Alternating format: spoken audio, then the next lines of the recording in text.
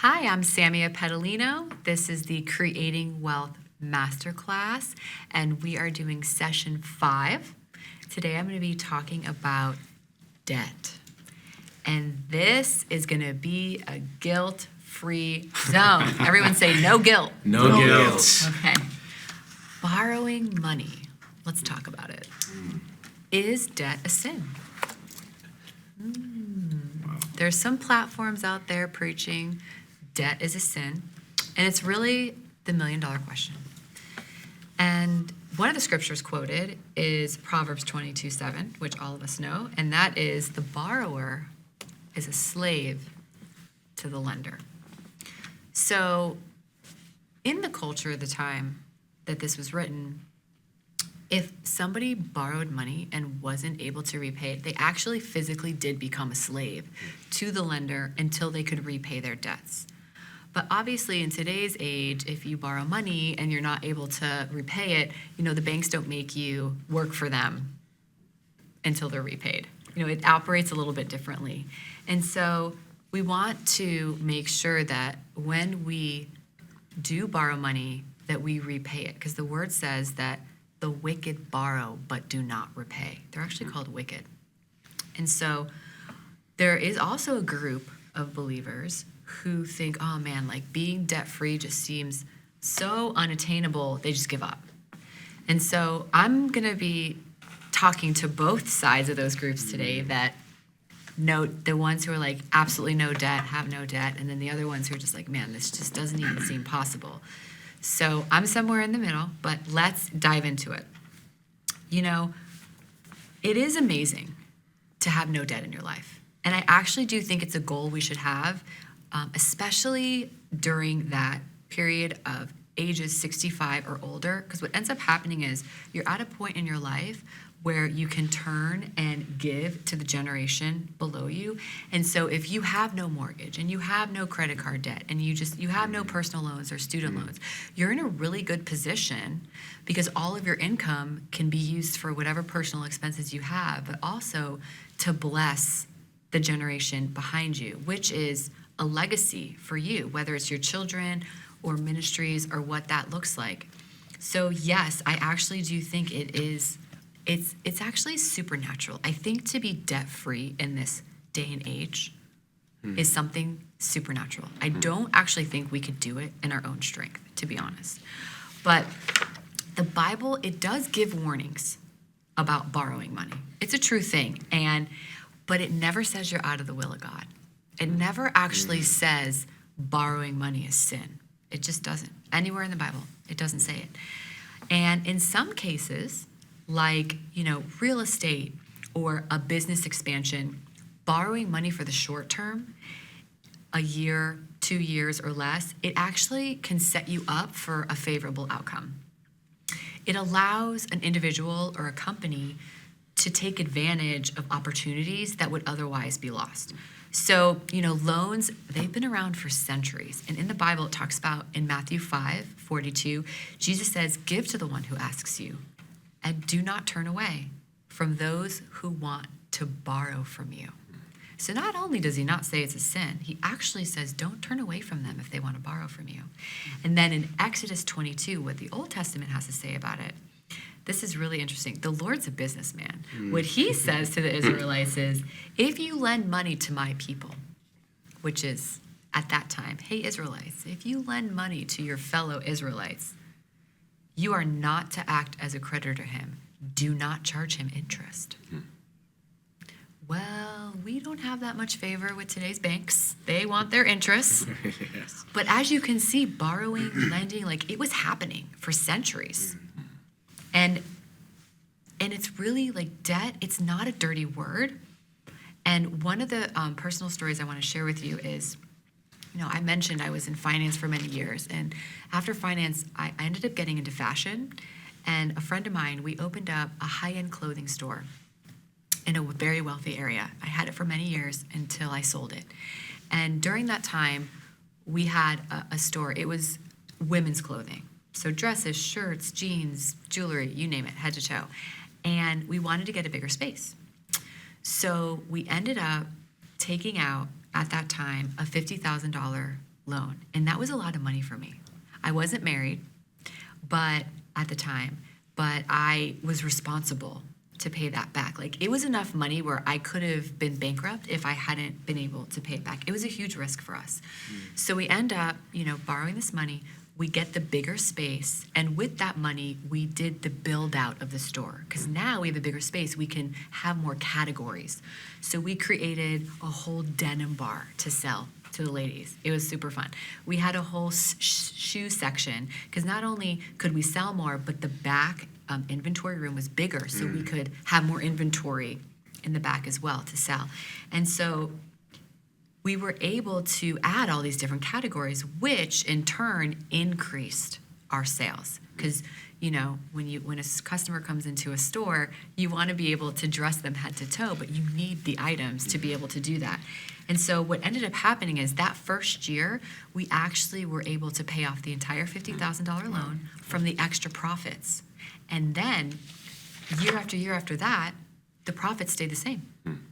But we were able to, pocket some of the profits, reinvest some of it in hiring more staff. And so in that particular situation, the short-term debt actually really benefited us. But it's just so important to put a plan in place that you can pay it off. It's just really important to not have the attitude I'll figure it out one day. You want to be vigilant about it, and you want it to help you increase whatever it is that you're doing.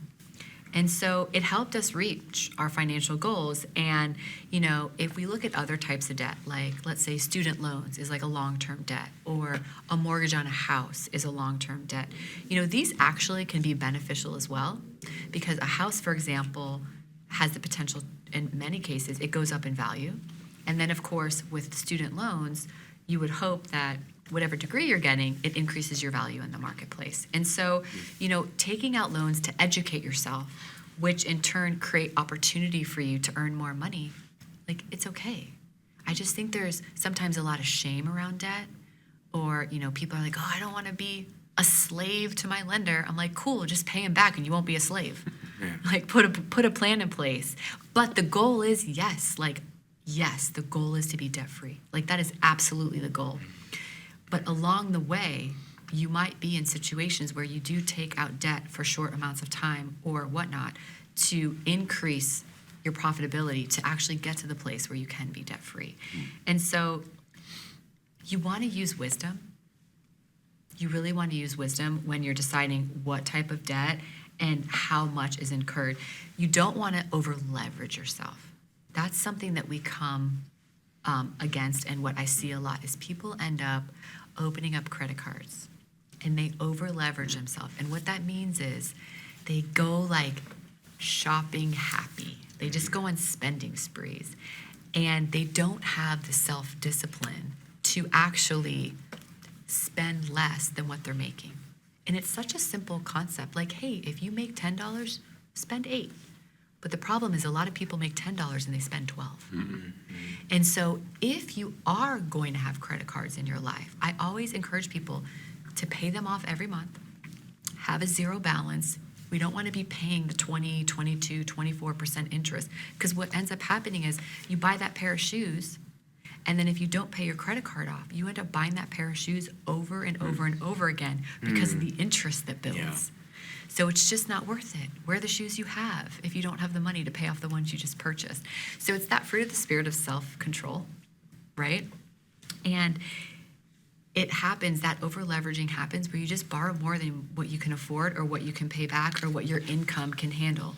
And just because the Old Testament and the New Testament, they talk about borrowing, they talk about lending, they don't actually say debt is a sin, it does not mean that you should buy a house above your means. It doesn't make it okay. It does not mean you should be racking up credit card bills and not paying it back. Because remember, there's a proverb that says, it's a psalm. It's Psalms 37. It says, the wicked borrow and do not repay. And I don't want to be seen before the Lord as wicked. So we really want to have a fear of the Lord with how we spend our money. And so you actually have a moral obligation to repay debt. And I encourage you to pursue what you can afford and count the cost. So here's the thing. If debt isn't a sin, what is? And the Bible actually says greed is a sin. Isn't that so interesting? And it's funny because debt, in many cases, it leads to greed. In Colossians 3:5, it says, put to death whatever brings and whatever belongs to your earthly nature. Sexual immorality, impurity, evil desires, and greed, which is idolatry. So it's almost like this gateway into greed/idolatry. So that's why you have to be so careful with debt, and you have to manage it so well so that your flesh doesn't get intertwined with it, with the bigger house and the nicer car and all the designer brands trying to portray an image, the bigger, better, brighter, which is idolatry. It's sneaky.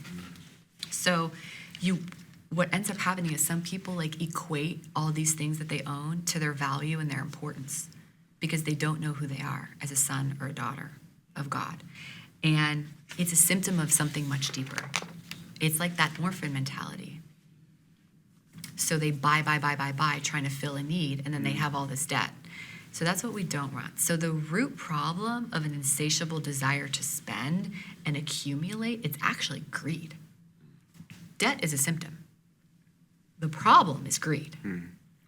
And so in Luke 11:39, Jesus, he's talking to the Pharisees. He wasn't very nice to the Pharisees.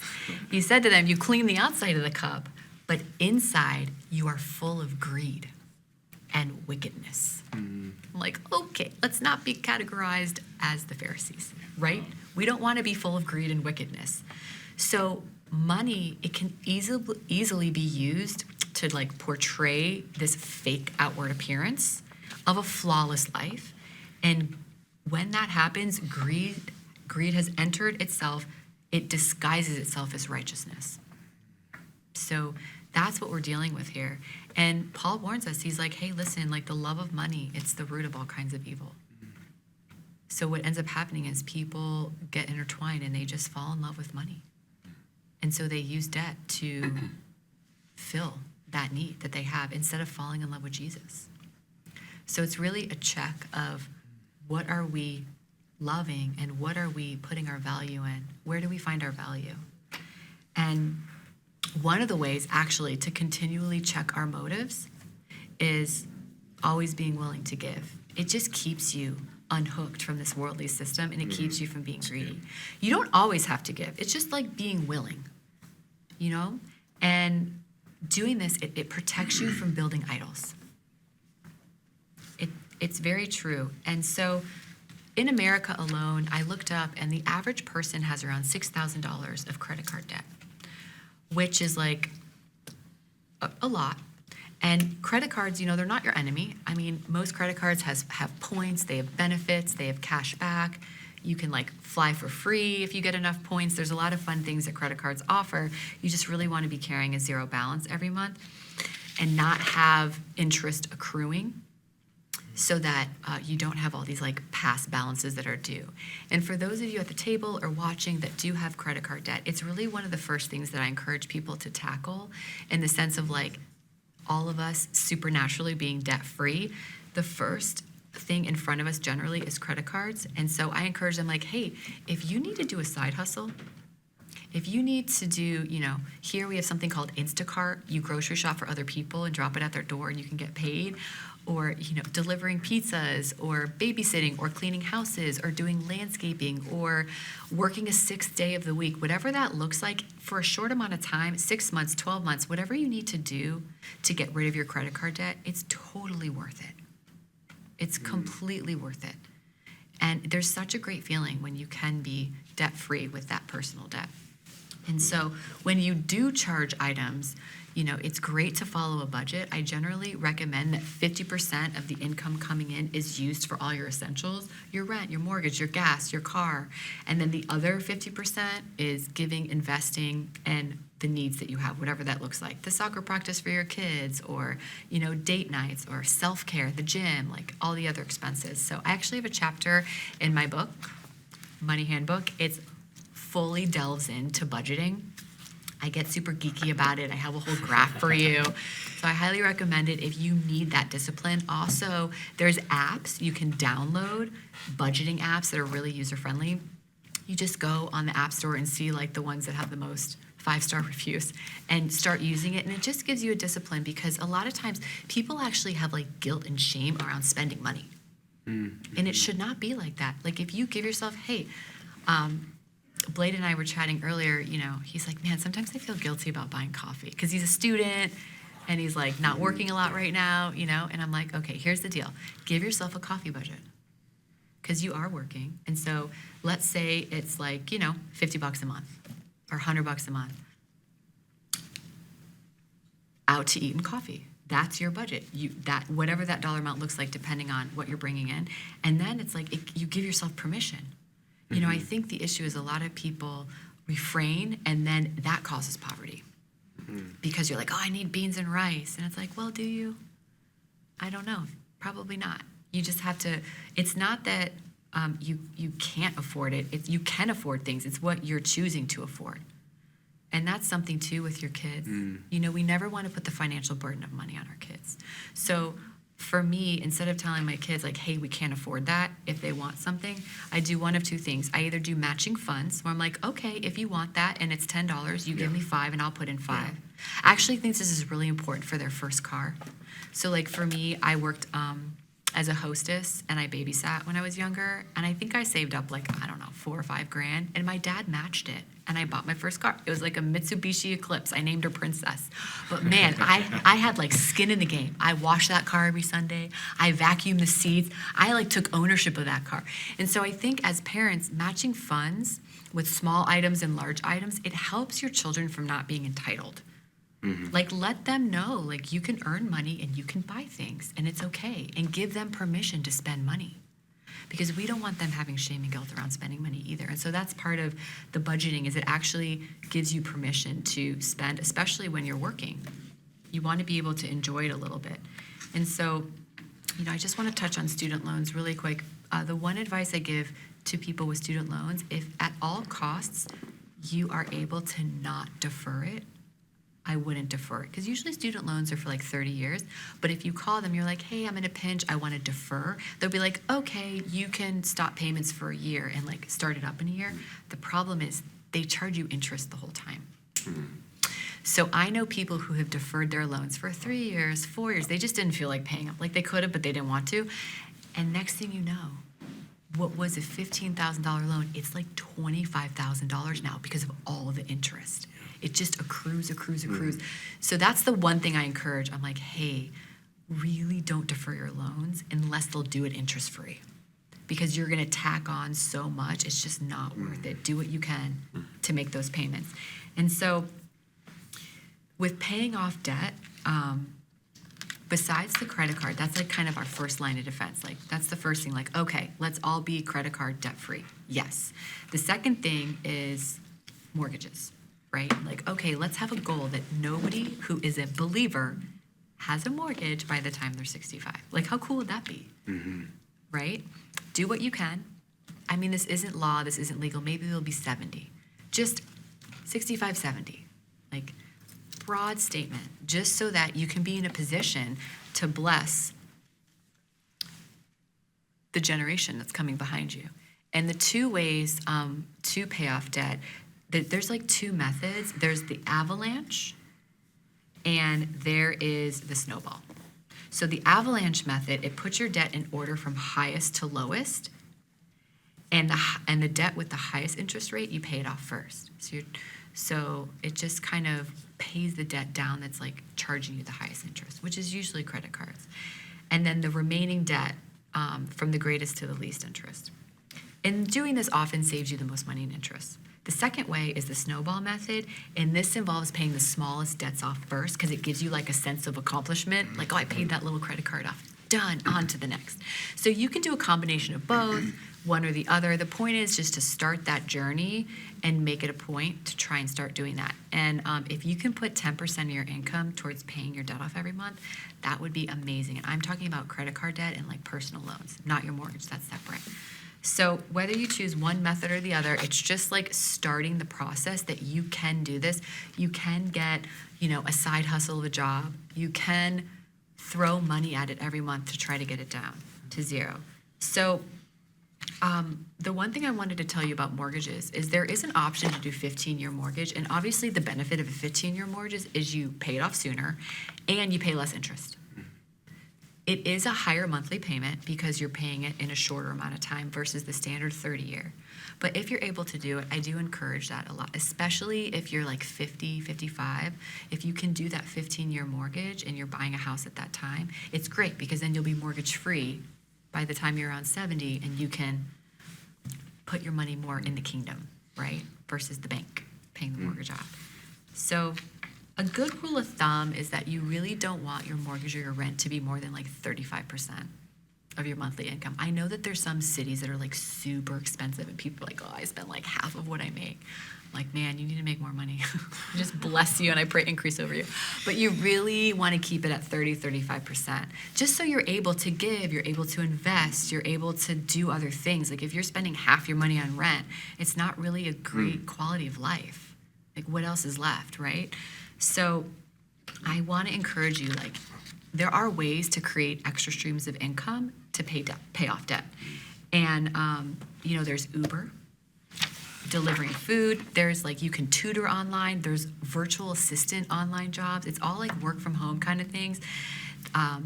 There's websites like Etsy. You can sell your art. There's lots of things. There's a website called Upwork. And if you're like a graphic designer or a content writer, people hire you hourly to do work for them. You can work for websites that translate, that pay you hourly to translate. Get creative to just make a couple extra $100 a week and get rid of your debt. You just have to take that first step and God will honor you. Like, you're not stuck. God's not mad at you. You're not in sin, right?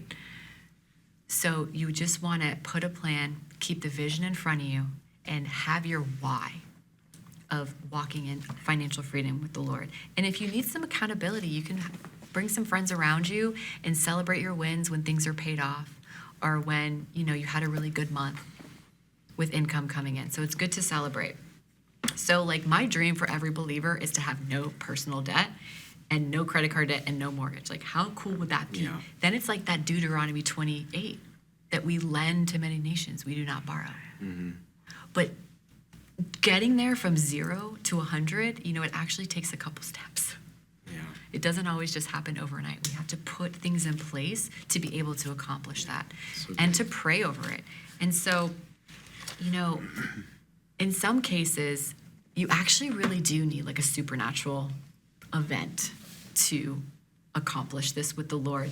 And I think about Jesus, like anytime he showed up on the scene when there was a need with money, it ended in supernatural finances.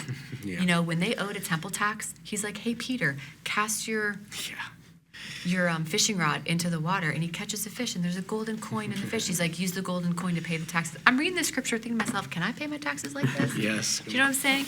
And then 5,000 people are hungry, no problem.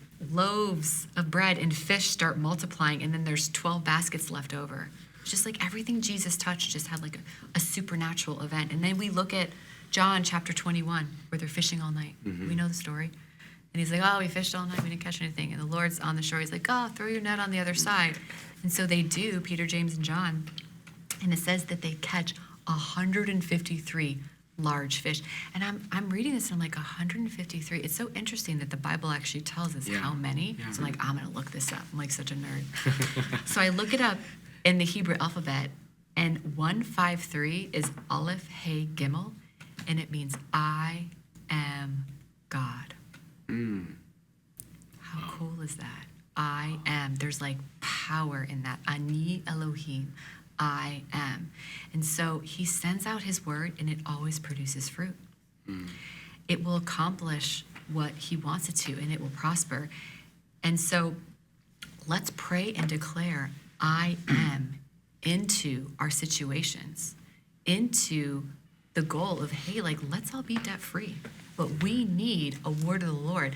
And you find in these stories that when it made no sense and Jesus said to do something that ended in supernatural finances, they just said yes. When he's like, oh, did anyone bring food? And they're like, oh, well, this little boy brought some fish and some loaves. Can you imagine being the apostle, like, pretty sure this isn't going to feed 5,000 people, but you asked. So I'm not going to argue with Jesus. So here. And then he just multiplies it.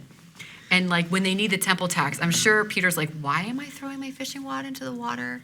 This doesn't make any sense. But he's like, okay, Lord, gave his yes. So sometimes with supernatural finances, you give God your yes and it makes absolutely no sense.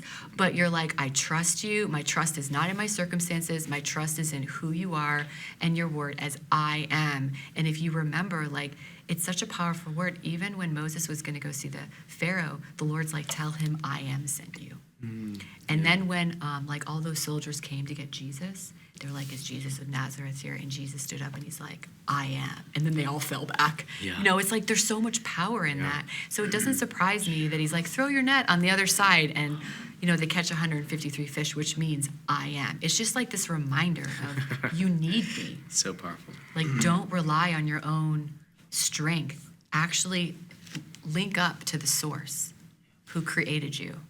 He's such a big God. And so I just want to encourage everyone that, you know, if you do have debt, to put a plan in place to pay it off and to also have a goal to be debt free as well. Like, do it all. Anything is possible with the Lord. He's a God of supernatural. It's his normal. To us, it's actually supernatural, but to the Lord, it's normal. It's like he operates in that realm. So I just bless you in your journey to be debt free, and I bless you in your journey to create a budget. Some of the other things that I cover in my book is estate planning, trusts, wills, things like that. I talk about insurance. I get into a little bit of the nitty-gritty with finance. So it is a really great resource for you if you want to have more literacy in the area of finance. And I wanted to just open it up for Q&A. Do you guys have any questions with today's topic? So if you're going after debt, go after the debt that has the highest interest. And yeah, that would be good. Yeah. Is there, in tackling credit card debt, I know you try to increase your income, it sounded like, so you have more. Do you have any advice on how to decrease your expenses as well? I mean, I'm sure that... Yeah, it's a little bit of both. You know, sometimes people are like, oh, I have this gym membership I never use, I'm going to cancel it. Or, oh, I have this Netflix subscription. Yeah. And so, you know, they do pare down their expenses, and it still seems like there isn't enough at the end of the month. And, like, you don't really build wealth by lowering expenses. Okay. You actually build wealth by increasing your income and investing. And so sometimes it's not your expenses, it's actually that you're under earning. Okay. And so I encourage people like, hey, even if you need to go back to school for 2 years, because there's a lot of 2 years degrees that end up equating to a 6-figure salary.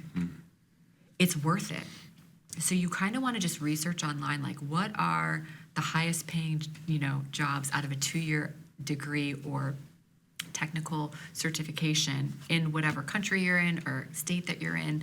And so, you know, here on this in the States, and like there's like nurses, engineers, dental hygienists, you'd be surprised. Pilots, there's so many jobs that are over $100,000 a year, and it's literally just a 2-year program. Wow. Even real estate agents who sell real estate, you actually just need like you don't need a college degree. You just need a high school diploma. And you can go get your real estate license, takes like 4 to 6 months, and start selling real estate. Like if you're friendly and you like people and you can sell things, be a real estate agent. Yeah. And, you know, it's usually with real estate, sometimes it's the biggest purchase people ever buy.